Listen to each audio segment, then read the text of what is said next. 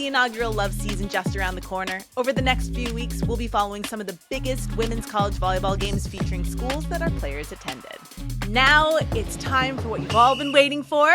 3-time All-American and national champion at Penn State, 2-time Olympic medalist, 2-time VNL gold medalist, self-proclaimed book dragon, and founding athlete of LOVB Salt Lake, Haleigh Washington. Haleigh, welcome to Serving Pancakes. Thank you so much for being here.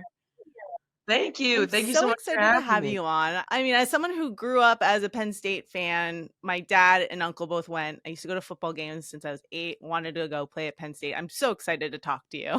Yeah, I'm so stoked. I'm so glad to be here. I can't wait to chat.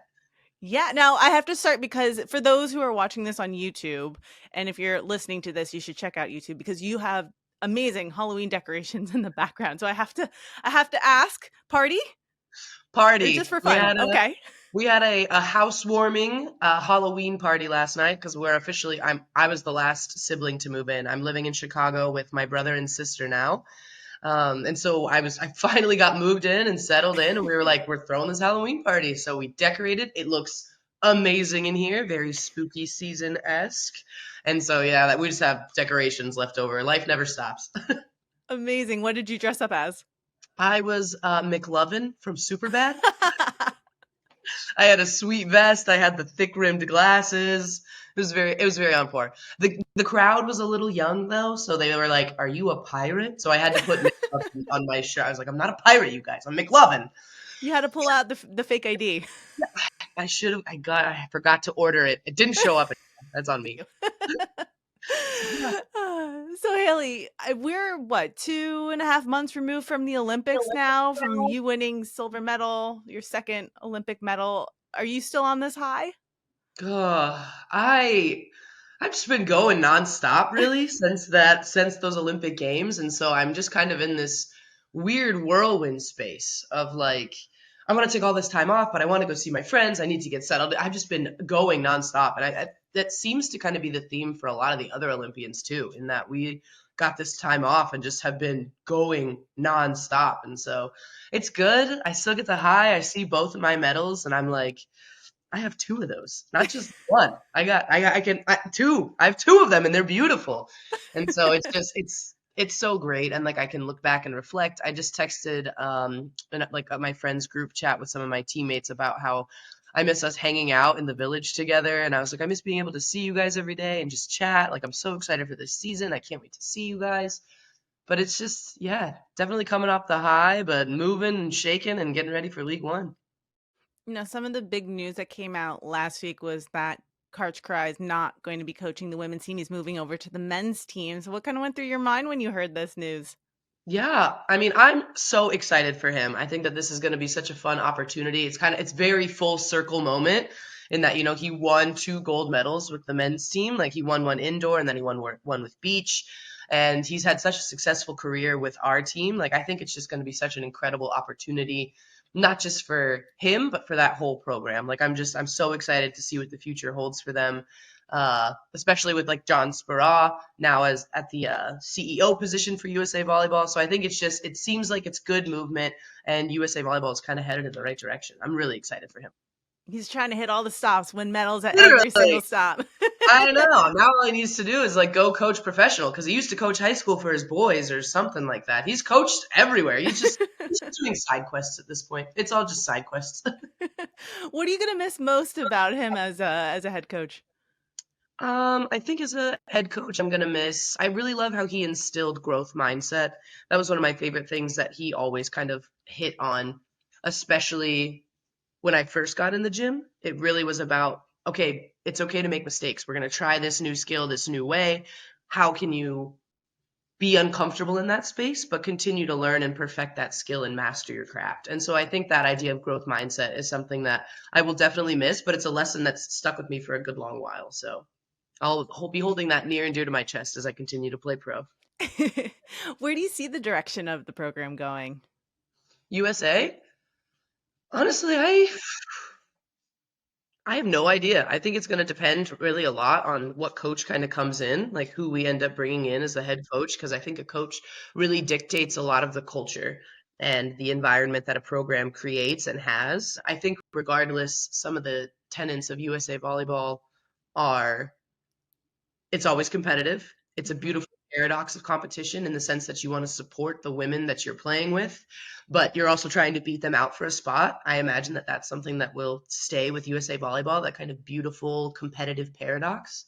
I think also USA is a space for growing and learning and continuing to master your craft. And so I imagine that that will continue to stay the same. And we'll just see what happens with the new head coach coming in. I'm excited to see who they get. I saw on social media a lot of people are like, Russ Rose, legendary Penn State coach Russ Rose. What would you That's say what if I he was came saying. in? I was like, "You're not doing anything," but I think he's loving not doing anything. I think 43 years as a head coach for Penn State, he's like, "You know what? Take my time." I think he's chilling. I think he's chilling. Definitely could see that.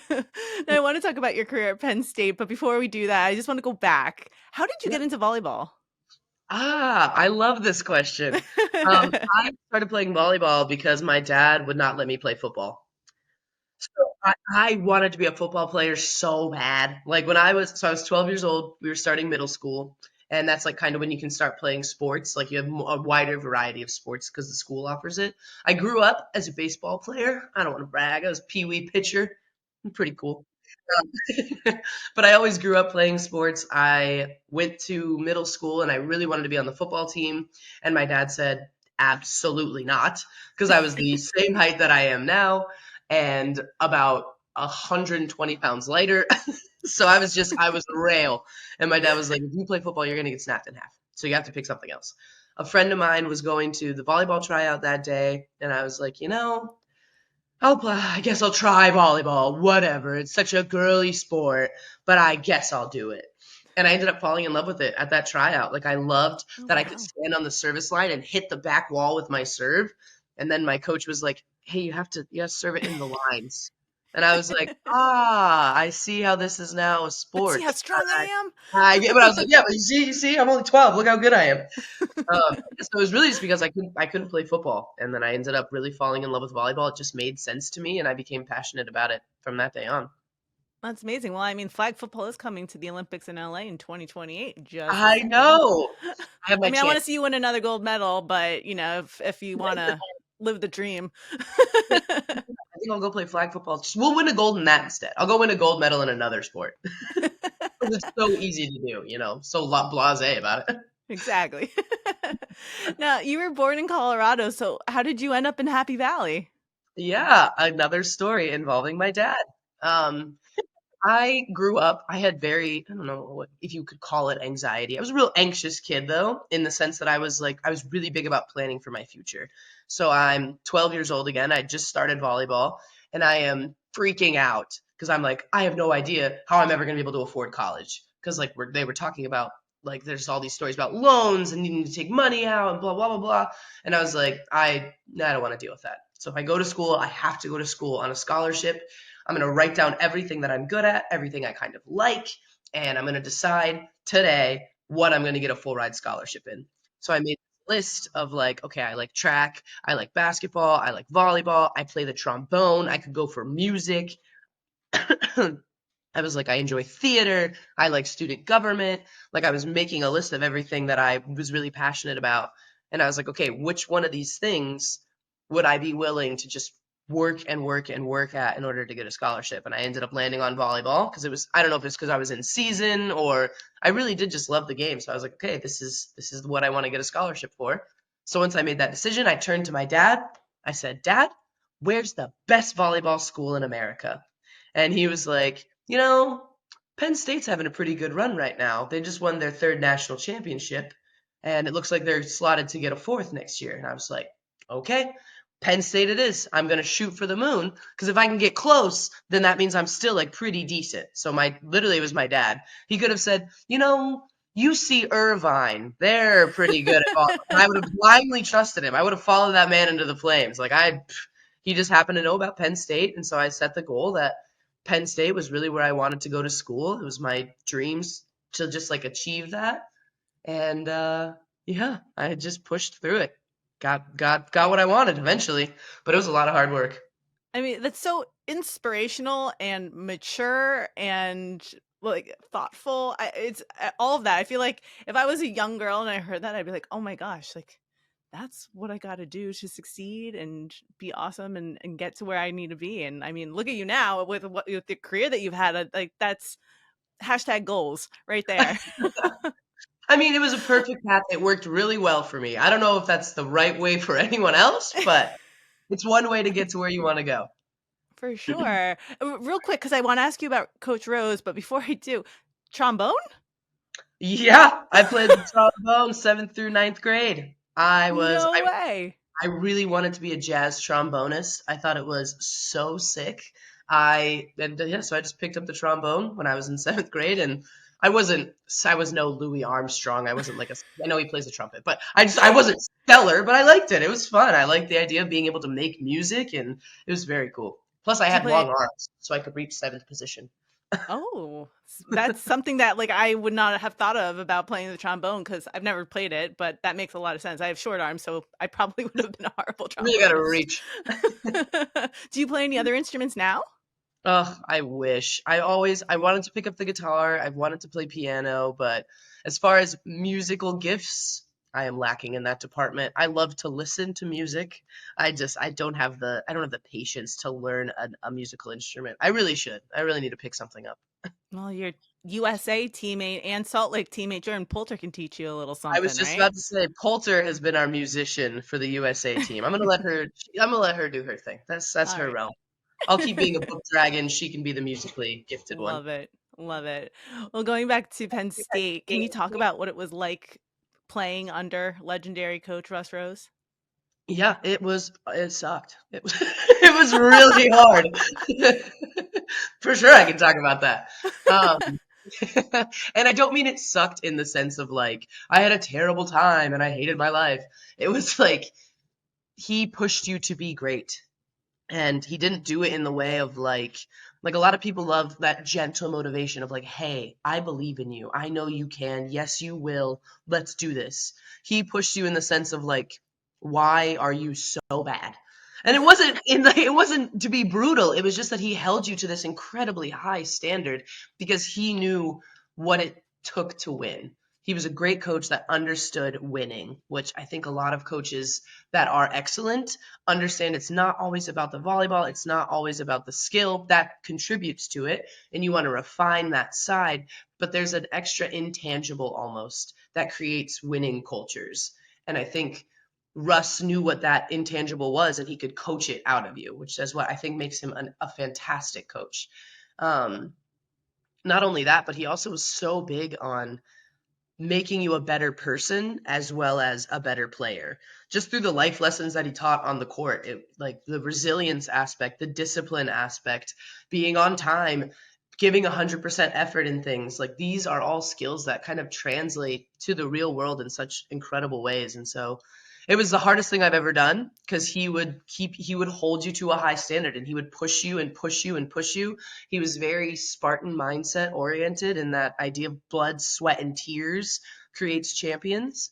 And so it was incredibly difficult. I remember the culture shock my freshman year of coming in, and I had been like a big fish in a little pond in Colorado, and now I was just a little fish in an enormous pond at Penn State. I really had to like prove myself and kind of earn my keep. And it was incredibly difficult, but I think it really made me the player that I am today. I mean, you were a force on that team, and then you guys win the national championship your freshman year. You go to the Final Four in 2017, your senior year. But there was a period of time where you almost decided not to go pro, right? Yes, correct. Yeah, I had no idea. I really never saw pro or even USA as an avenue for my future because I had chronic knee injuries all throughout college. Like I had terrible biomechanics. Like my feet are flat, my knees are all knocked and inverted. I just have so many health problems. So in college, people would ask me, like I remember my sophomore year, someone asking me in the locker room, like, Haleigh, would you ever play pro? And I was like, first of all, I don't even know what that means. What do you mean pro? And they were like, yeah, you can go to Europe. You can go play pro. And I was like, oh, no, I'm never going to do that. My knees are terrible. I'm barely going to make it to senior year. And so I never in a million years thought that I was going to end up making it to the pro circuit. And then by my senior year, I really just decided to go play pro because I wanted to pay for grad school. I was like, okay, I'll go play pro for like a year, 2 years, save up some money, and then I'll come back, go to grad school, and become a librarian. That was the dream job. It's still the dream job. I want to be a librarian so bad. But that was the original thought, was I was just going to use pro to kind of help fund my master's degree. And then Russ actually pulled me into his office and he gave me outstanding life advice, which was, if you're going to do something, don't do it in a half-assed way. He's like, if you're going to do pro, don't go play pro for 2 years just because you want to do something else. He's like, if you're going to go play pro. Give it 100%. Say yes to opportunities. Say yes when doors open. Commit to it. He's like, this isn't something you can just kind of throw yourself in for a year or two. Like, you need to be in it for the long haul. And I was like, damn it. Okay, fine. Give this pro thing a try. And then 8 years later, here we are. Amazing. That story of Coach Rose telling you like the half-ass thing kind of reminds me. I don't know if you watched Parks and Rec, but Ron Swanson Oh, half-ass one thing, whole ass. Yes, yes, I love that quote. Yes. I love Ron. It was very Ron Swanson coded. Yes, yes. So you played in Italy for 7 years, and I feel like a lot of the women who end up going pro kind of bounce around to different countries, different leagues, but you were in Italy for the whole 7 years. The entire time, yes. What was that like, and what made you decide to stay in Italy this whole time? Yeah. Yeah, like you were saying, it's super normal in the pro circuit, especially as Americans, for us to bounce around. You do a couple years here in Italy, and then you'll go to Turkey, and then maybe you go down to Japan, and it's really normal to move around a lot. But first of all, when I started playing pro, I did so after another injury. I had to get a meniscectomy. I had to get surgery on my knee. And so I wasn't coming out of college super fresh, which is really hard to do because already in the European circuit, people are skeptical of American volleyball because we have different rules than international volleyball.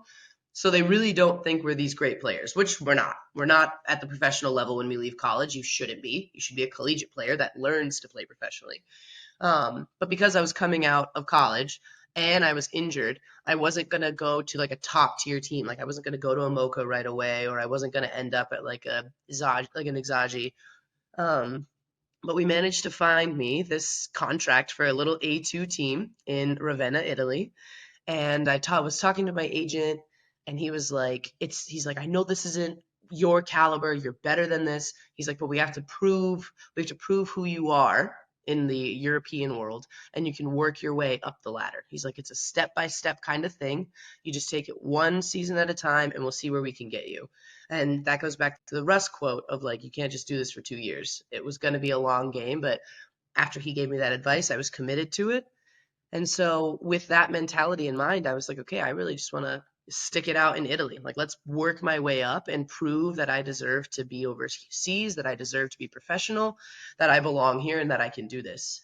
And I just absorbed as much as I could while I was there. I tried to learn. I tried to grow. I had a couple options to go over to Turkey, but there was just something that told me to stay in Italy. And I'm really glad I did. Like I picked up the language. I've made lifelong friends. I had an incredible 7 years over there, and I wouldn't change it for the world. That was fascinating because, again, going back to like you in high school with this maturity level of how to approach playing volleyball, you brought it to Italy. Because I feel like a lot of people, when they go pro, are like, I can do this. I'm going to dominate. And instead of taking this like 1 year at a time, like it's a learning curve. I think that's fascinating and again, really inspirational.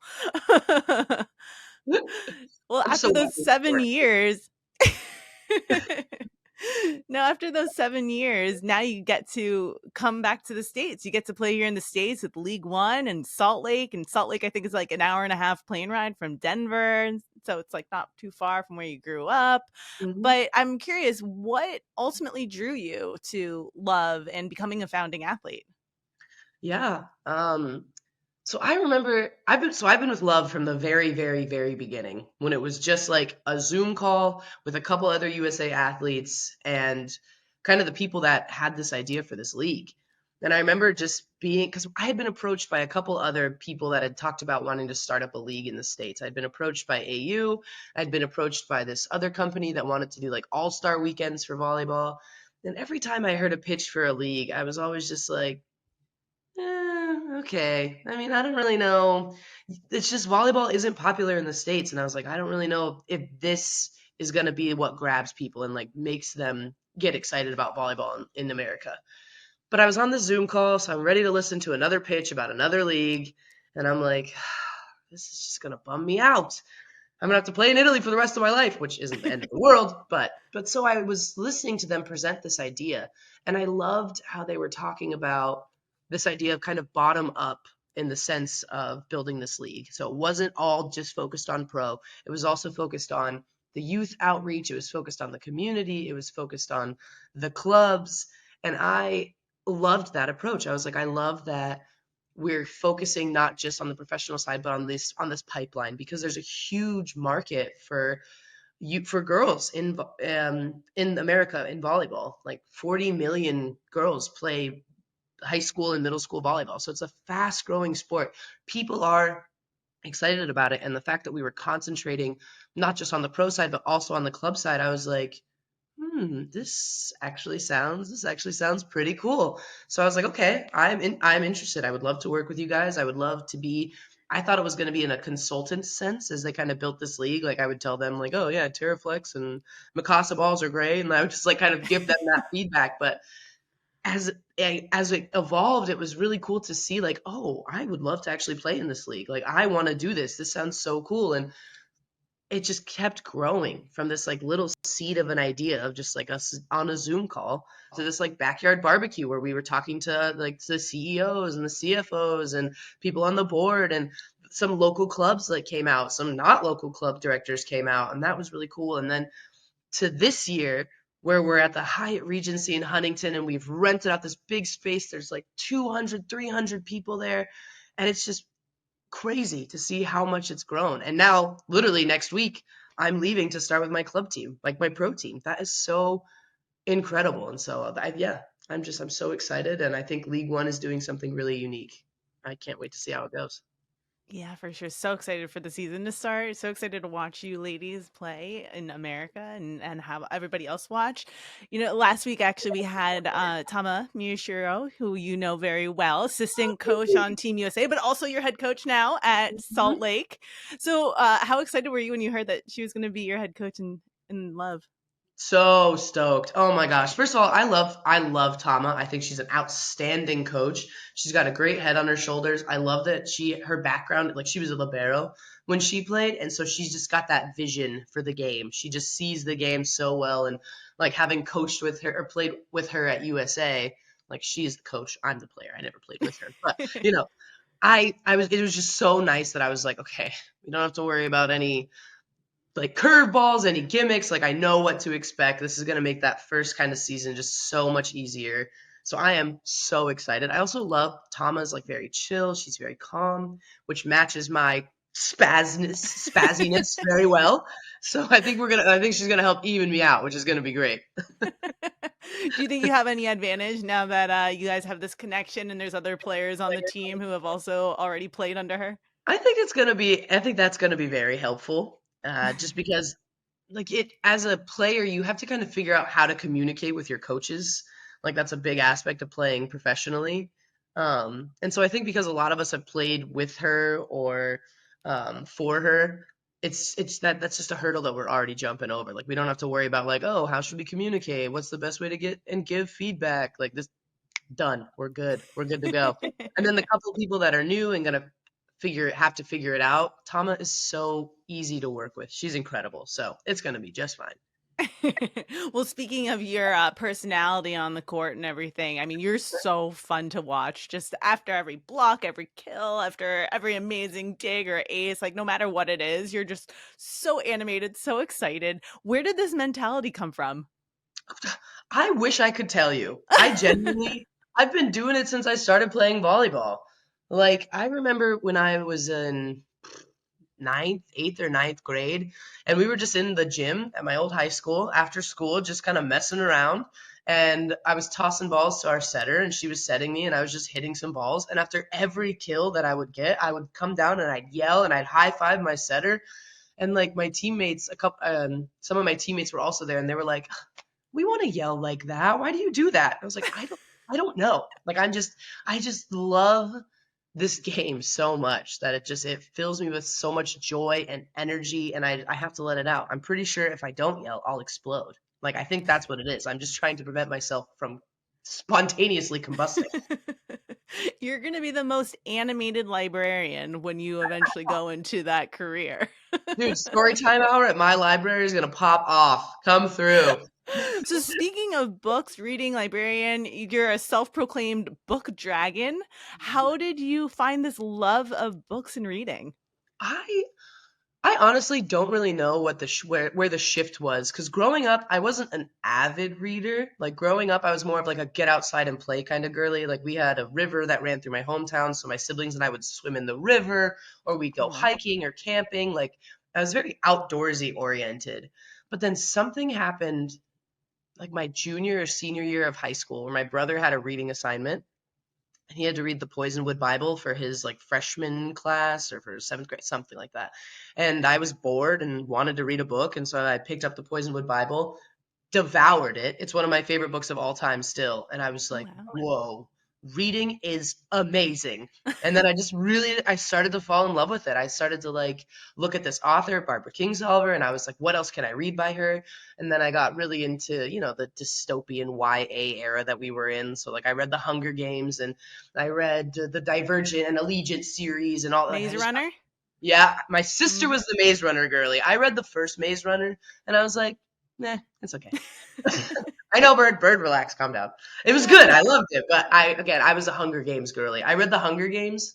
I think I read the Hunger Games like 8 times in one year because I was so obsessed with it. That's another thing about me. If I get hyper fixated on something, I will just do it over and over and over and over again. So I just really fell in love with reading, and then it kind of translated into looking for colleges. When I started going on recruiting trips, I was like, I need to see their libraries. Show me what you're working with. And Penn Wow. State has this incredible section in their library called the stacks of kind of these more like archival books that they have out for like resources and references and writing essays and such. But it was beautiful. I loved the stacks. I still love the stacks at Penn State. And it was one of many reasons why I committed there, but their library was just so gorgeous. And so yeah, I think it was around my junior senior year that I just really fell in love with reading, and now I can't stop. I have a bookshelf in my bedroom just filled to the brim with books. I have books out here on our entertainment stand. I brought books back from Italy. I brought books from I've got books everywhere. I also have a really bad habit of shopping in airports. I love an airport bookstore, and I will go on a trip and buy like 5 or 6 books just for no reason. I'm just like, I want to read this, and they just stand in piles of to be read like lists. I'm a kindred spirit of your buying of books. I have a bookshelf. You can't see it, but right here it's just filled with books. Most Yeah. are read. I have to move them. So upstairs on my nightstand, I have stacks of books of the to be read. And then when I Yep. read them, I put them down here on my bookshelf so They that I migrate. can like, They migrate. yeah. Yeah. But unfortunately, I'll buy like 5 books to every one book that I read. So it just keeps getting longer and longer. Yep, yep. That's why I call myself a book dragon. You know, dragons, they hoard their gold and they just sit on them like with piles of their gold, and that's what I am with my books. Is like I'll finish a book and then I'll be like, let me go buy 30 more books and attempt to read just one more. Like it's so bad. It's so bad. What are you reading now? Right now, I'm reading Braiding Sweetgrass. It is about kind of like living with nature and through indigenous perspectives and indigenous teachings, like indigenous Wow. persons' teachings. It's really good. It's very powerful. It's written by this professor. I think she's from the University of Wyoming, but I'm not 100% certain. But she's a professor. She's a mother. She's First Nations, and she just has a really good perspective on kind of living in tandem with the land, which is just it's very beautiful, very well written. Wow, Mhm. fascinating. What have you read any books that have helped you in volleyball or helped you when it comes to growth as an athlete? Yeah, yeah, definitely. So I know this is going to be a controversial one, but I read Can't Hurt Me by David Goggins. And I know he's a little bit of a controversial figure. I don't really subscribe to him as a human being, but the book was good in the sense that it had a lot of good core principles. Like he talks about what's my why, like having a why for doing what you do. Because when you're in the middle of something and it's gritty and you're grinding and you want to just give up and quit, having a I can't quit because this is why, because I'm doing it for X reason. I'm doing it because I set a goal. I'm doing it for my mom. I'm doing it like having that, like, what's my why, I think is so foundational. So that book really stuck with me. Legacy, the story of the All Blacks from New Zealand. That's a really powerful book just about leadership and working together as a team.